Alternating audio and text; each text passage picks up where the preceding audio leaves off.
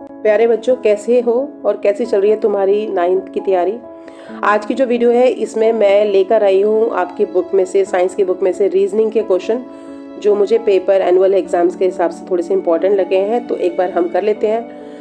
Paper में जाने से पहले एक जरूर रिवाइज करके जाना इनको, ठीक है। तो क्वेश्चन नंबर 1 है, smell of hot food reach earlier to your nose than the smell of cold food to which you are very close. आपने देखा होगा आइसक्रीम की जो खुशबू सिर्फ आइसक्रीम को हाथ में लेने पर आती है, जबकि घर में अगर खीर बने, पूड़ी बने तो पूरे घर में महकता है। क्यों? Because the hot food has higher temperature, so the particles move faster due to their high kinetic energy। बस ये दो चीज़ें याद कर लेना, इसलिए डिफ्यूजन भी जल्दी होता है। नेक्स्ट इंपॉर्टेंट क्वेश्चन है, on which day echo is heard sooner, hot day और कोल्ड डे। अब ये देखना दिन कौन सा है, क्या वो ठंडा दिन है या गर्म दिन है। तुमको पता है कि एको जो होती है ये उसको एक मीडियम चाहिए होता है चलने के लिए, और मीडियम है हमारा एयर, और एयर अगर हो गई है गर्म तो काइनेटिक एनर्जी भी हाई है।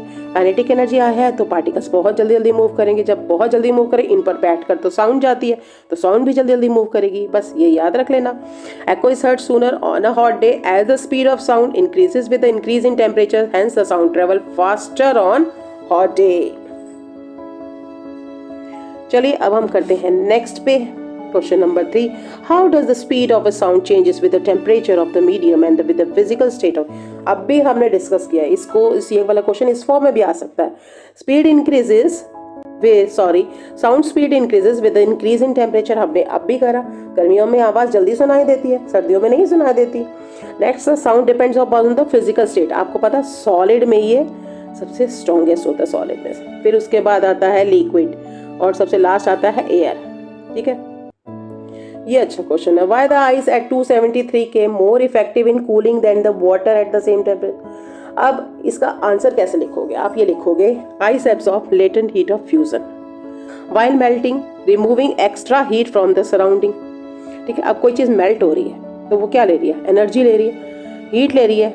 किससे ले रही है? आसपास के सराउंडिंग से, इसीलिए वो कूल ज्यादा करेगी। होप्सो आपको समझ में आ गया होगा। नेक्स्ट है, why does an object float or sink when placed on a surface of water. कोई भी ऑब्जेक्ट वो तैरेगा या डूबेगा, ठीक है, ये डिपेंड करता है उसके बॉइंट फोर्स पर। ग्रेविटी नीचे लग रही है, बॉइंट फोर्स ऊपर लग रहा है। अब ये डिपेंड किस पे करता है? अगर उसका वेट ज्यादा है, वेट ज्यादा है, बॉइंट फोर्स कम है, बॉइंट फोर्स कम है, वेट ज्यादा है, डूब जाएगा नीचे, तो सिंक कर जाएगा। अगर उसका वेट कम है और उस पर धक्का बहुत अच्छा लग रहा है बॉइंट फोर्स का, जो कि डिपेंड करता है आपके टेक्सचर या फिर डेंसिटी ऑफ द मीडियम, है ना। पानी में नींबू को डालो, डूब जाएगा। उसी पानी में नमक डालो, नींबू तैरता है। यानी आपकी डेंसिटी ऑफ द मीडियम बहुत बड़ा रोल प्ले करती है बॉइंट फोर्स के लिए, ठीक है, याद रख लेना इसको। नेक्स्ट है, why it is impossible to see an atom with a naked eye. Atom को क्यों नहीं आंखों से देखा जा सकता? इंपॉर्टेंट क्वेश्चन है। Atoms are extremely smaller than 10.-10 metre beyond resolving power of human eye. ये 1-2 मार्कर क्वेश्चन में आ सकता है। नेक्स्ट है, why does the value of G varies at poles and equator. देखो जी की वैल्यू किस पर डिपेंड करती है? रेडियस पर, है ना। जी की वैल्यू किस पे डिपेंड करती है? रेडियस पे। अपोजिट होते हैं, रेडियस ज्यादा होगी तो जी कम होगा, रेडियस कम होगी तो जी ज्यादा होगा। अब धरती जो है ना हमारी पूरी गोल नहीं है, ये बल्ज है, ठीक है, और ये बल्ज कहाँ? इक्वेटर पे जाता है। अब इक्वेटर पे ज्यादा है तो रेडियस ज्यादा है तो जी कम, पोल्स पे ये लेंथ कम हो जाती है तो जी बढ़ जाता है। बस यही लिखना है आपने। Earth is flattened at poles and bulge at equator, radius is smaller at poles, so hence the gravity stronger, rotation reduce the effective gravity at equator. बस। नेक्स्ट है, water in earthen pot become cool during summer. हमने already पिछली videos में कर दिया है। Water seep through the tiny pores के through पानी इसके अंदर जाता है, इवेपोरेट करता है और क्या कर लेता है? सराउंडिंग की हीट ले लेता है, causing cooling due to evaporation cooling. Next है, why does the temperature remain constant during the melting of ice even though the heat is being supplied. जब एक बर्फ पिघल रही होती है तो मैं उसको गर्मी भी दे रही हूँ तो भी पानी का टेम्परेचर 0 डिग्री रहता है। क्यों? क्योंकि पानी को मैं जितनी गर्मी दे रही हूँ वो बर्फ के उन बंधनों को तोड़ने में लग रही है जो सॉलिड के साथ होते हैं। टाइट बंधन होते हैं ना, तो इसको ये मुझे ब्रेक करना है, तो उसके लिए मुझे कुछ ना कुछ तो हीट देनी पड़ेगी, तभी तो ये पानी की तरफ फ्लो करेगी, नहीं तो सॉलिड ही रह जाएगी। So the heat supplied is used as a latent heat of fusion to change the state, not to increase the temperature. बस ये याद रख लेना, जितनी भी मैंने हीट दी है ये उसकी स्टेट को चेंज करने के लिए है, उसका टेम्परेचर बढ़ाने के लिए नहीं है। नेक्स्ट है what produces more severe burns, boiling water or steam and why? तो स्टीम जो होती है it contain latent heat of vaporisation, इसीलिए इसका टेम्परेचर ज़्यादा होता है, releasing extra heat on condensation. तो जब ये ठंडी होती है तो हमें बहुत ज़्यादा बर्निंग हो सकती है।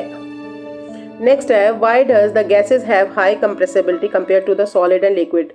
2 या 3 मार्कर क्वेश्चन में आ सकता है। गैसेज में क्या होता है, सबसे पहले तो देखो इंट्रामोलिकुलर स्पेस जो होता है वो हाई होता है, काइनेटिक एनर्जी भी हाई होती है।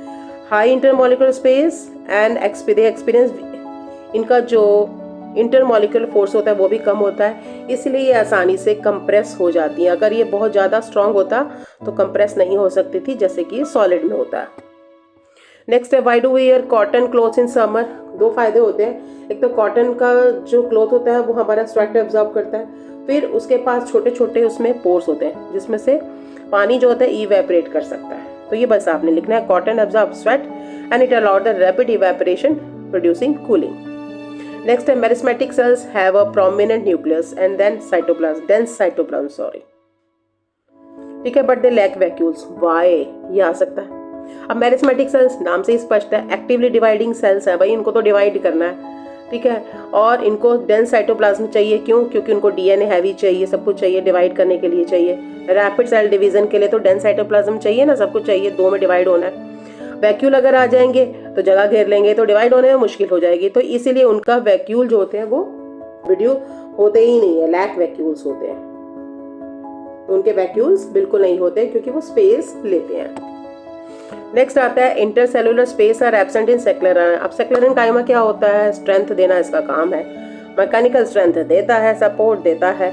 और ये कैसे सपोर्ट देता है, ये सेल्स है ना, इसके बीच में इस तरह से आपको लिग्निफाइड सेल वॉल मिल जाती है। तो सेल वॉल जो होती है थिक होती है, टाइटली पैक्ड होती है, इसी वजह से तो मैकेनिकल स्ट्रेंथ को सपोर्ट देता है, लिग्निन होता है ना इसमें, तो इसलिए इंटरसेलुलर स्पेस आर एब्सेंट। तो इसके साथ ये वाली वीडियो होती है समाप्त। मिलेंगे अगली वीडियो में, और मुझे बताना तुमको ये क्वेश्चन अच्छी तरह समझ में आए बेटा।